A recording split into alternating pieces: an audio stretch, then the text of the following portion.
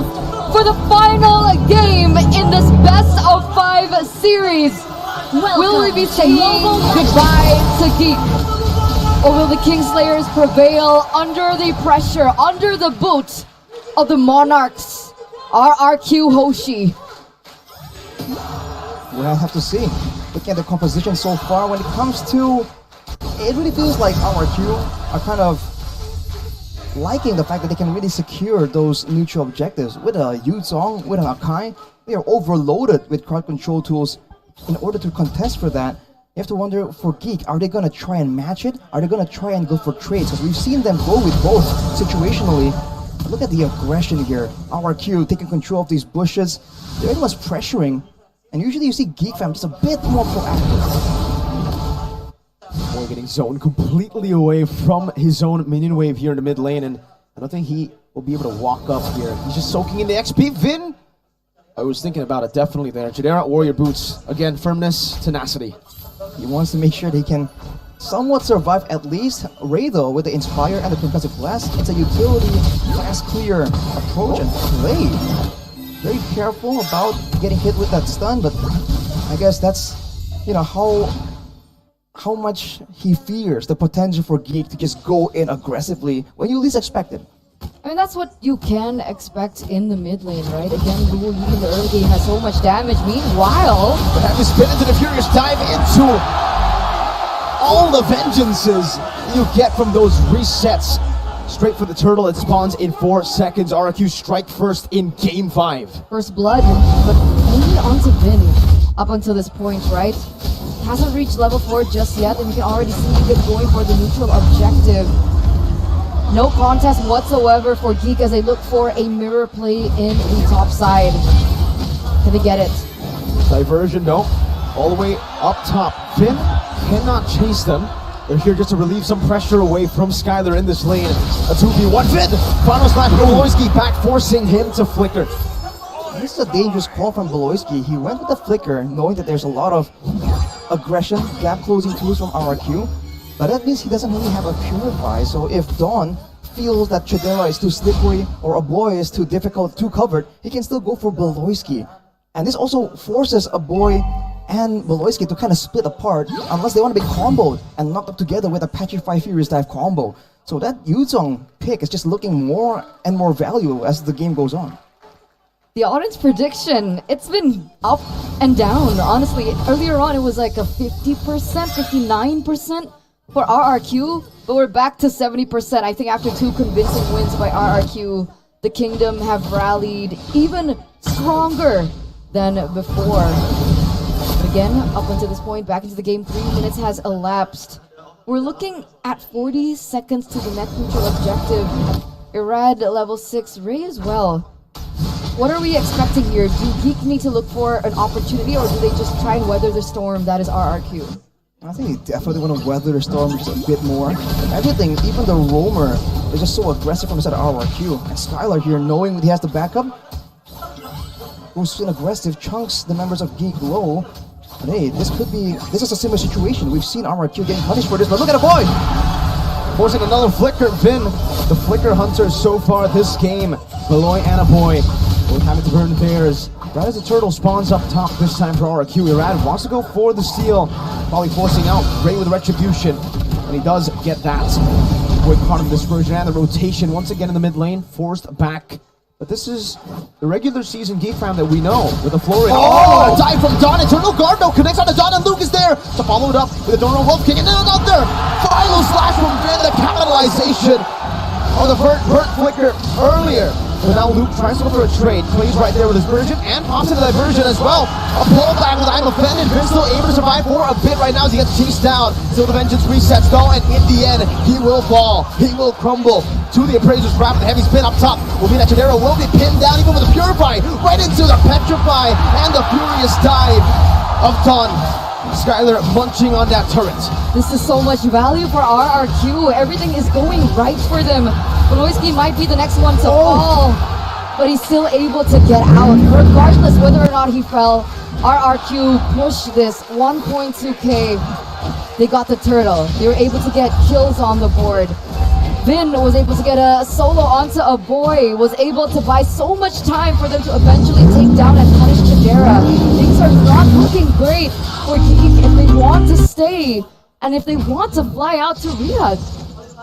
Everyone from RRQ just stepping out right here. We saw Dawn make crazy plays in the previous game and even in this game, just surprising both Geekfam and us on the desk. But Vin on the Arlet, despite the meme and the beliefs of the people that he hasn't really been able to play this, he seems to be really comfortable, just waiting for all these opportunities, capitalizing, forcing Geekfam to really use all of their battle spells defensively instead of aggressively.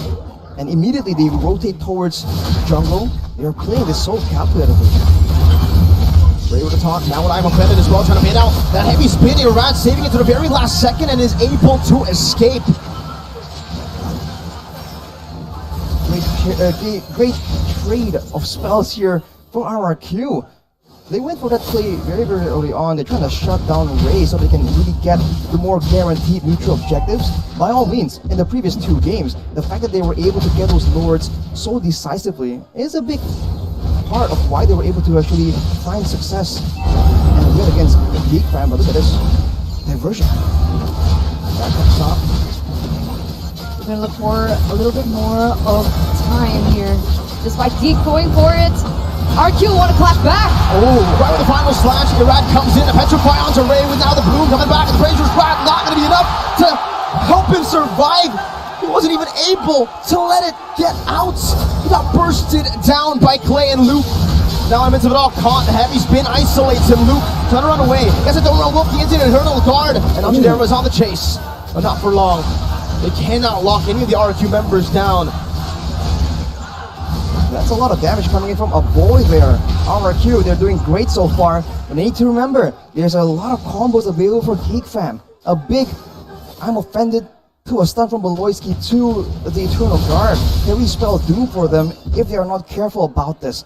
So they have to be aware and know that that is the kind of moments that Geekfam are just waiting to try and get an advantage from them too. But Skylar's doing so well so far, right? 1-0-1. It feels like he's snowballing up until this point. I'm wondering what his items are. Luke in a 2v1 situation, not gonna be able to defend it. That's a flicker. Gotta pull, I'm offended, trying to escape right now, but Skylar, I couldn't pounce at the bloom. Global healing is present. They will bait out that flicker away. That was the RRQ just brute forcing the turret take though, right in front of Luke's eyes. So they're trying to shut Oh! 3-man final slash, but Finn finds himself in enemy lines. Done with a petrify, it's to collapse! Skylar finds a double! And RRQ, the kingdom erupt once again. It's a 4-1 trade. That was a 4-1 trade. After everyone laughing at Vince Arlet, he goes in with that play and he makes it work. The follow-up as well was so impeccable by Don with the Yuzong. Never mind the trade. They get so much space. They get the turret in the mid side and they have so much more control over Geek now. The fact that Vin started the whole sequence, burns all the battle spells, all of the counter-engage tools, and Dawn immediately identifies it. The Dawn comes in, lands the tail on 2 members, just deleting them. With all this pressure, RRQ can go for it, but I wonder if they're still cautious of whether Geekfam are waiting for some kind of opportunity. They've put Vin in between the Lord and Geekfam. It might just be a free one for RRQ. But despite everything, right, Ray has still kept up with the farm, also at level 11 right now. But then they don't want to go for the risk. They're not going to go for the contest. This is a perfect turtle and Lord take, by the way, from RRQ. It's so difficult for Geekfam right here. Look at the items as well. Skylar with the Sea Halberd. It's going to be doing a lot of damage to Ray and Luke. These beefier heroes that should be at the front line. So it's not just Clay right now that's doing damage. Skylar is itemizing to be able to help out with that. Oh, look at Vin. Again with a vengeance. Just trying to walk in front, trying to be a nuisance here. Look at RQ though. Look at the way that they are using the waves. Trying to build up as many waves as possible with that Lord in bottom lane. Unfortunately for them, all those minions the bottom side, cleared by the Lord, they're only getting gold for it. They will get this mid card. That is plenty, especially against a team like Geek that usually is able to really stave off all this aggression. They're still going on the top side. They're leaving the Lord for way later. So what's the plan now? The Lord is marching still. They still have 2 waves. It doesn't collapse at the right time, but it still is a push from 2 ends. There's still a tower in the bottom side, however. What is Geek waiting for? Is that a diversion? Oh no! Oh! Divergence and a heavy spin, and Rad finds the pin on the loop, but they're on another man's base. A boy finds a kill. That's Vin as well. That's 2. A greedy play from RRQ into the base of Geek Fam, and it did not pay off. Luckily for them, no shutdown, so they don't lose too much. Wow, that came out of nowhere. I mean, we were thinking about it being a possibility, but it was just a bit too fast. And really, with the Lord coming in, they could have at least timed it, right? So that Geek Fam would have to lose a lot of HP in that base tower on the bottom side. But as you mentioned, Mirko, no shutdowns, still 4k gold ahead. And for the most part, Geek Fam haven't really been able to find a winning solution, right? Front to backs has been going for RRQ. Neutral objective timing has been for RRQ. Even pickoffs, RRQ has had the better chance because they have a heavy spin that can be used defensively, aggressively, in a team fight, or even for pickoffs. And they are just using that as a flexible tool, like a Swiss Army knife. They also have Clay with the diversions to facilitate those kinds of interactions from happening. So Geek have been falling behind on literally every single aspect. We see a diversion play here. They don't necessarily find anyone just yet. They will be accompanying Skyler, maybe utilizing him as bait, but Geek, they don't take the bait. You're playing it super safe. And let's remember, last season, Geek Fam were notorious for just staying in the base, weather the storm again and again, and then wait for the eventual comeback. This could be what they are planning on doing right here. And RRQ going on the Lord, though, you can see some maneuvers coming in from Geek Fam, trying to find some control. Again, right, despite RRQ holding control, like you mentioned, Arashi, Ray is also level 13, so he's been able to catch up to Irad. So if they want to go for a 50-50, is it possible? Is Chidera ready for this team fight? Is a boy ready for this team fight, right? Because it really does depend on both of these players. Ooh. Shin gone to the bottom side. Yep. Shin gone to the bottom lane. Now Vin go for engage. Heavy spin into the back with Black Dragon form used up as well. Irad secures the Lord for free. Geek Fam on the march, trying to look for a pickoff, something back, any sort of trade, but RRQ deny it. It's insane how they played that, right? Because the best case scenario is Geek are able to kind of fend off the initial attack coming in from RRQ, let them waste all their resources, but in that amount of time, it's enough for them to go burst in the Lord. So there was absolutely no opportunity for them to go for it. I think that RRQ mainly, they weren't really planning. They didn't think that the Yutsong would have won them the fight immediately from there, but the fact that you're trying to set up for a Lord fight, and out of nowhere, on a 90-degree flank angle, a Black Dragon form just shows up. I think that definitely shook Geek Fam a bit, and that is what RRQ used, just immediately just burst down that Lord. Now with the Lord coming in, they're still not going for a 3-wave push, but they're making a play for the base turrets. 3-wave spin, with a flicker forward with final slash, but it gets baited into the base turret. Now as Ray is able to lock him down onto the base turret. Vin with immortality, melted down by Chidera, but the enhanced Lord has done work. Up top, the base turret taken, and RRQ instantly disengaged. Geek Fam though, they want to continue. Luke marches on forward, but notices that RRQ have dispersed a bit too fast. So let's go back and circle to that question, right? We're already at 14 minutes. Can Geek defend this? Do they have enough in Chidera, and do they have enough in a boy?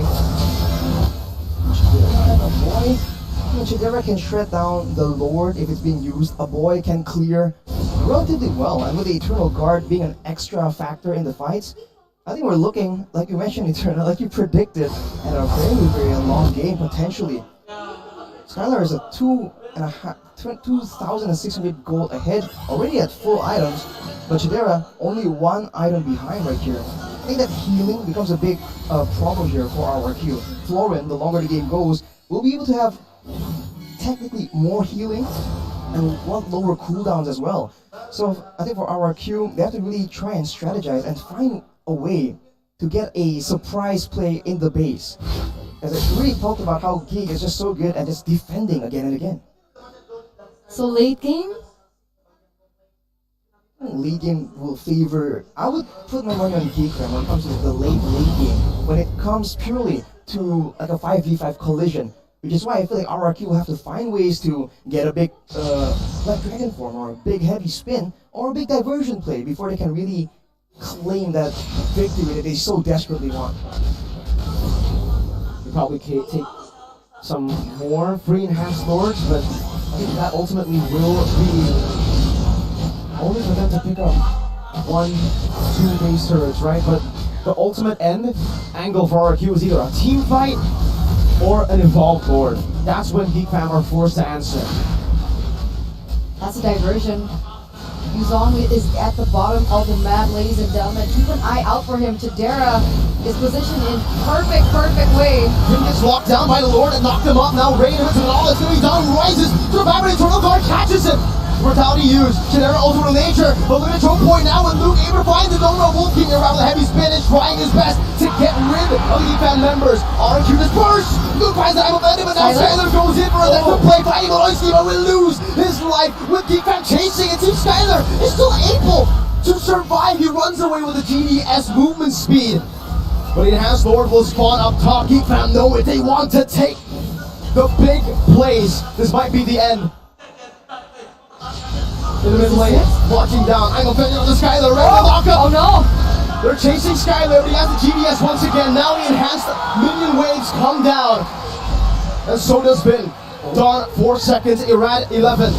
An Eternal Guard. Switches on the diversion. Oh, walks up Skylar. He's right for the hill for a boy, but he might be caught now. A boy running too far from his team. That Skylar picks up an unstoppable, a bait, and an elimination for Skylar.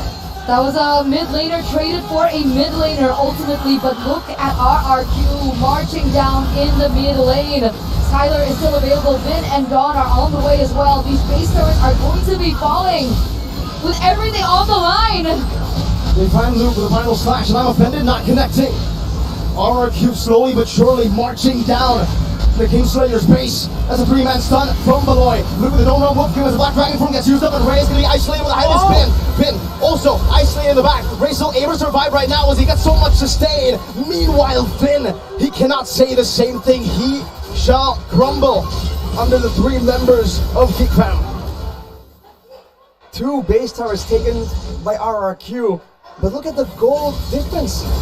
Geek fam is closing it, and this is the signature Geek fam, the defense every single time when they know that their backs are clear, are safe from any play. We've seen that when it comes to items, a boy and Chidera now output damage that RRQ cannot ignore, and Skylar, being the early game hero that he is really struggling to keep up with the damage output from Chidera, especially in these short bursts of engagements that are reliant on big ultimates like the Black Dragon form, like the heavy spin. With 2 base towers, they can still go for a great play, a diversion maybe for a big flank, or just go for the Lord. But now it's getting scarier and scarier, less guaranteed as the seconds go by. But even then, right, 30 seconds next for the next Lord to spawn, but look at the position that it's spawning in, right? It's on the bottom side of the map. Meanwhile, RQ were able to get that inhibitor in the top side, so that in itself is working in favor of RRQ, with the fact that they still have the Luo Yi to play around with the macro. They have the Yuzong as well, in case they want to go for it. This is going to take extra amount of brainwaves from the Triple B to work out this macro, to work out this Lord dance. For sure. Look at the items as well. Ray going for all ability-based physical damage reduction, and Athena and Oracle. He knows that there's going to be ability-based damage coming in from Skylar, from Flame. He needs to be that extra frontline because Beloyski is not a tankier hero that can initiate or counter-engage. So right now, when it comes to just short trades, the floor in healing now becomes a big problem. Because even if RQ can chuck someone down to half HP, unless they can really seal the deal and take him out, put him on death timer cooldown, it won't be enough. But with the waves pushing the top side, RRQ, they're trying to play this as calculatively as they can possibly do. Ladies and gentlemen, this possibly could be the last Lord of this best of 5 series. The way that this goes down is imperative to the success of the entire organization at MPL ID Season 13. And if they still want a chance to make it to MSC, the pressure is there. The chaos is looming. The waves are pushing. And the Lord gets resetted? RQ, maybe a bit too cautious. Maybe a bit over. Respectful! 2-man unoffended, right into the stun. Chidera trying to go for some damage, and the Black Dragon form gets used up, but that's all just a bait. Geek fam want to utilize these cooldown buffers to get as much value as possible. Ray very low, the blue still ready. Diversion to the back line as well. There might just be looking for the end right now. The heavy pin gets used up as well, but Geek fam are forced back in the mid lane. The boy is able to clear it out of the Eternal Guard. Skylar not able to dish out enough damage towards the mini waves to clear it out in fast enough. Momentum, pendulum, all swinging back in favor of Geek fam slowly but surely. Now Luke is chasing Skylar, but he has that GDS movement speed to play with.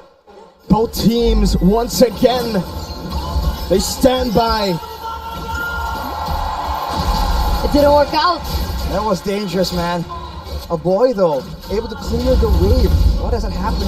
And now it's back to the Lord Dance. But now look at the wave at the top side. It's meeting so much further outside of the base for Geek fam. They have decent control right here. The damage placed onto Luke by the Lord, though. This is an evolved board. They'll be taking so much damage from it. Final slash, not connecting. Finn gonna be stunned up earlier. Eternal Guard knocking a rat up, doing some poke damage. Black Dragon form as well by Dawn. This is a window of opportunity. A 5-man petrified, but he gets the lead in instead. Not a Praisers. What? Ray finds Iran and he gets the retribution. All objectives have gone to the Kings. All of the retries have gone to Iran. But one, the one that mattered, might have gone to Ray, might have gone to the Kingslayers. Irad and Dawn, they fall. And with them, possibly the entire kingdom will go down with them. 3 waves are pushing. Ladies and gentlemen, this Lord is marching down in the mid lane. 20 seconds left on the clock for Irad. 17 seconds left on the clock. Ray still needs to work down in the top side. Oh, but there's it goes! But unoffended finding play. Only Skylar, the crown prince in his own base, left to defend. They will slay the prince. They will slay the kings. 7-0. They're proceeding to an 8-0. The Kingslayers continue their reign over the Kings. They were once the saviors. They were once the key. But back